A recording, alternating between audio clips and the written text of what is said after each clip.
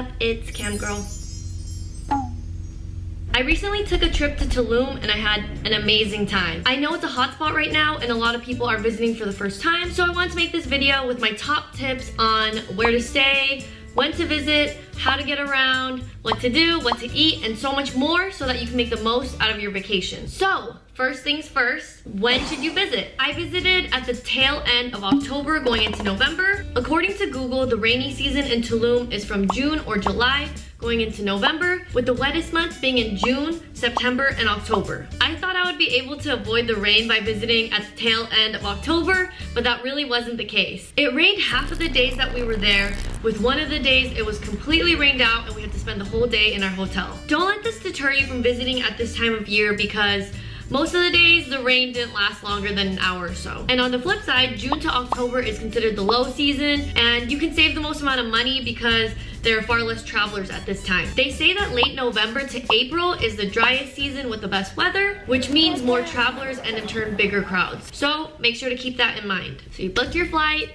Now, where are you gonna stay? There are two main regions in Tulum. The Pueblo, which is Tulum town, and Zona Hotelera, which is Tulum Beach. I stayed in the beach zone at a boutique hotel called Hotelito Azul. The benefits of staying in the beach area is that your hotel is literally on the beach. Zona Hotelera is approximately 2 kilometers away from the town center, and it's pretty much a small street stretching along the beach with over 70 hotels. This is the street that you're gonna find the famous Azulik, Casamalca, Papaya Playa Project, and all the other Instagrammable beach hotels and restaurants that you see your favorite influencers take photos at. Because of this area is gonna be on the pricier side. A night at Azulik can cost upwards of $650. If you've got the money to blow, absolutely do it. This area is gorgeous, and being able to go to sleep and wake up to the sounds of the waves crashing is priceless. Keep in mind there are cheaper options in the beach zone. Hotelito Azul was definitely cheaper than Azulik. We paid $181 per night,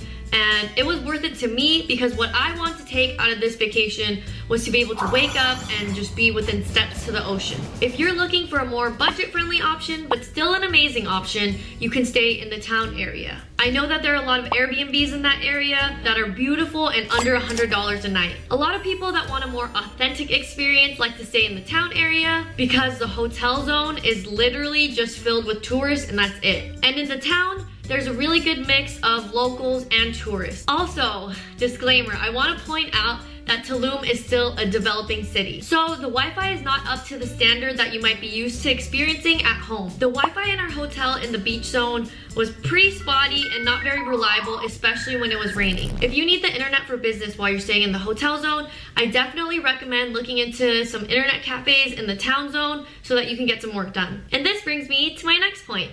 How to get around. Regardless of whether you stay in the town area or the hotel zone, you are gonna need some form of transportation to get around. I highly recommend getting a rental because if you're staying in the hotel zone and you're sick of paying $7 for a measly bottle of water, or if you're at your Airbnb pool and you wanna get a taste of the real Tulum ocean, you're gonna want the freedom of having your own car. I had the luxury of not having to take any taxis, but I do hear that it does start adding up, and they don't have Uber available in Tulum. Another major reason why I booked a rental car is because you can't fly straight into Tulum. You have to fly into Cancun and then travel 2 hours south. There is a public bus service called ADO, which takes you straight from Cancun Airport to Tulum. However, because of COVID, the buses only leave twice a day at 3:45 and 7:50 p.m. I know that there's another option where you could take the bus to Playa del Carmen and then switch to a bus to Tulum, but after a long flight, that's the last thing that I think most people want to do.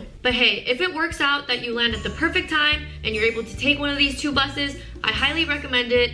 It's super safe, there's working AC, and it's only $13 a person. I booked my rental car with Enterprise via Expedia for $6 a day, and the total came out to $46.20. This was the smallest, cheapest automatic car option that was available, and I was gawking at the low price. However, when we got to the rental place, there was a mandatory hidden fee of $100 for insurance that we had to pay. I was pretty pissed off at this because I read the fine print of my rental online and it said that the car came with liability insurance coverage. But apparently you need additional coverage.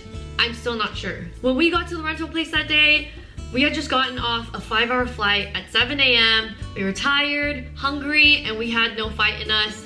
So we ended up just hawking over the $100. But definitely look into this, or at least keep it in mind when you're renting a car for your trip. I also want to point out that it's almost totally safe to drive in this region. The freeway from Cancun to Tulum is a straight, nicely paved road that goes down for 2 hours. However, when you get to the hotel zone, the street is super small and there's only room for 1 car each way. And I haven't seen anyone else really talk about this, but the potholes on that street are f***ing insane. Be cautious and mindful when you're driving because you don't want to damage your rental and have to pay extra. Lastly, if you're going to be staying in the hotel beach zone, you're most likely going to have to pay for parking. From what I've seen, there isn't much public parking available on this street. If you see a sign with an E with a cross through it, that means no parking allowed. Check with your hotel to see if there's a secure private lot that you can park your car at. For Hotelito Azul, there was a private parking lot less than a minute walk away that we paid 200 pesos for per day, which equals about $10. As for the town center area, there's tons of public parking available. We were able to find parking just outside of restaurants we want to visit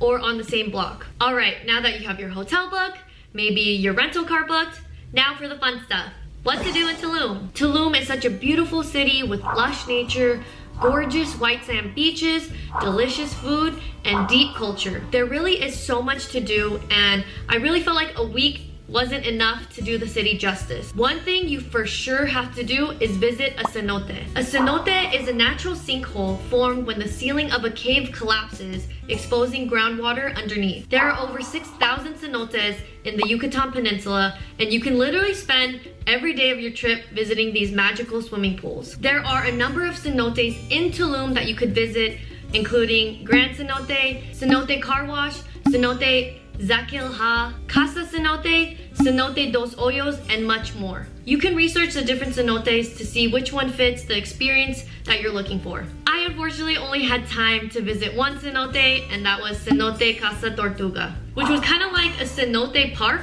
It was about a 20-minute drive from our hotel, and the price of admission was 400 pesos per person, which included a tour guide, life jacket, and snorkeling gear. However, I highly recommend bringing your own snorkeling mask because COVID. There are 4 different cenotes that you can swim in with a pit stop at a refreshment stand. Unfortunately, when we visited, one of the cenotes was closed, so we only got to visit 3 of them. Also, I don't know if it was the time of year that we visited or if it's like this all year long, but the water was really cold. The first cenote was an open air one where we swam from one side to the other. The second cenote had a small cliff that you can jump into the water from, and I'm sad to say, but I f***ed out. The last cenote was by far my favorite. The tour guide said that someone had actually found this cenote by accident when they had gone into a bush to alleviate themselves. This cenote was completely covered by a cave and super dark. I kept thinking of Final Destination and what would happen if the cave accidentally just fell through while I was swimming in it. Regardless, it was super fun and exciting and something that I had never experienced before. After your 3 or 4 cenote tour, you are allowed to stay at any of the open air cenotes for the rest of the day until the park closes. I really wanted to visit the cenote for snorkeling, but if I'm honest, there really wasn't much to see underwater here. I also really wanted to go scuba diving at one of the cave cenotes, but from my research, I found out that you have to have at minimum an open water certification to dive at any of the cenotes in Tulum. So if you're visiting with a plan to scuba dive, make sure to get open water certified before you come, or you can look into getting certified when you arrive. I found a ton of diving schools that offer these courses. However, they can be pretty expensive and take 3 to 4 days of training. Next on the must visit list is xcaret or xcaret. xcaret! Xcaret is a mix of a water theme park, aquarium, zoo, museum, beach, all with a night show. There really is no other park like it. The price of admission is $109.99 per adult and $54.99 for kids between the ages of 5 and 11. It is free for children under the age of 5. If you buy tickets on their website 7 to 20 days in advance, you can get 10% off. And if you buy more than 21 days in advance, you can get 15% off. The park is about an hour north of Tulum, and this is where your rental car will come in handy. Make sure to arrive at the park early as it opens from 8:30 a.m. to 10:30 p.m. Although it's open until 10:30, the park technically closes at 6:30 because of the night show at 7 p.m. Most attractions, snack bars, and restaurants close at this time, all to focus on the night show, which is definitely worth watching. The park is freaking huge, and you can definitely get lost if you don't know where you're going. Make sure to download their app where you can mark the different attractions that you want to visit, and then you can make a little roadmap / schedule for yourself. I definitely recommend hitting their lazy river, which isn't very lazy because you're swimming the entire time. They don't advertise it as a lazy river, so I don't know why I thought that, but I did. You pretty much swim in this river that mazes throughout the park, and it lasts for like 45 minutes. There are a bunch of stops throughout the river where you can scan your bracelet and you can take a picture. You can look through the different photos later and pick out which one or all of them that you want to print out and take home with you. I don't remember the exact price it was to print out all of your photos, but I know that I printed out one and it costed $18. You can also spend some time snorkeling at their little lagoon, chill at the beach, or swim in their natural pools. There really is so much to do and see at this park. You could spend a whole day here and still feel like you didn't see everything, which is how I felt. Definitely make sure to see some of the animals like the turtles that were my favorite. Another must-see is their Mayan village. They had a short chocolate making class and a candle making class, which are included in the price of admission, but I unfortunately didn't get to do either one of the classes because I found the village too late in the day. The Mexican cemetery is also super duper worth seeing. There are 365 tombstones that represent each day of the year, and they are all decorated uniquely. I didn't know this until now, but they aren't actual graves. They are replicas of genuine graves throughout Mexico. There are additional add-on activities that you can pay extra for, like the snorkeling tour, the 90km/h speedboat, parasailing, dolphin swimming, and much more.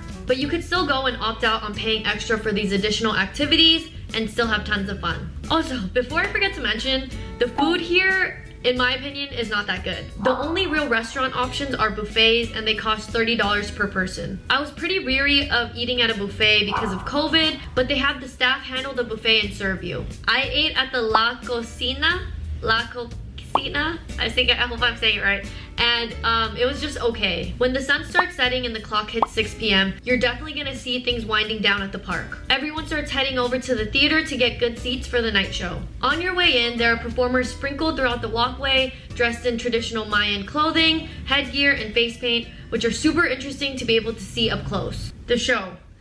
Wow. First off, it's very long, from 7 to 9 p.m., but it's incredible. They show the history of Mexico as a musical, starting with the Mayans all the way to the Spanish conquistadors coming to Mexico.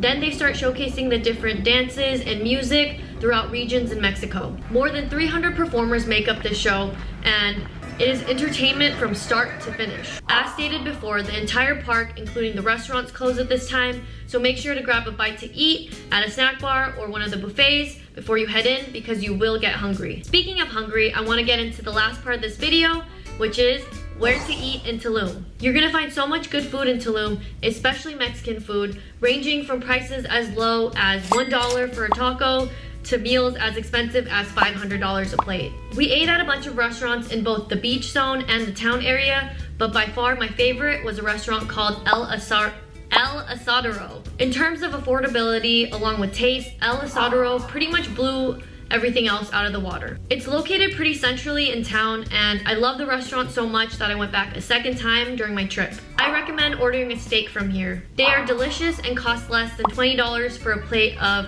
350 to 400 grams of steak, rice, guacamole, grilled onion, and potato. The taco plate is also very good, and they also serve fajitas, burgers, shrimp on skewers, and tuna. Another local spot that I want to recommend are the food stands behind Dos Aguas Park. This is the park in town that has the colorful Tulum sign in the front. If you walk through the park, you're gonna see a street at the end lined with food vendors selling churros, tostilocos, tacos, and my favorite, elote. The food here is very cheap, and I came back 3 different nights to get some elote for 20 pesos, which is roughly $1. So that's it, folks. And I hope that you were able to learn something so that you can make your trip to Tulum the best vacation ever. You won't regret visiting this city. If you have any more questions about Tulum, let me know in the comments. Or if you have any tips for fellow Tulum travelers, leave a comment below. As always, make sure to like and subscribe. Love you guys, and happy travels. Also, make sure to follow me on Twitch at twitch.tv. You can find the link below. I do DJ streams every Sunday at 8 p.m. Pacific Standard Time. See you there. Peace.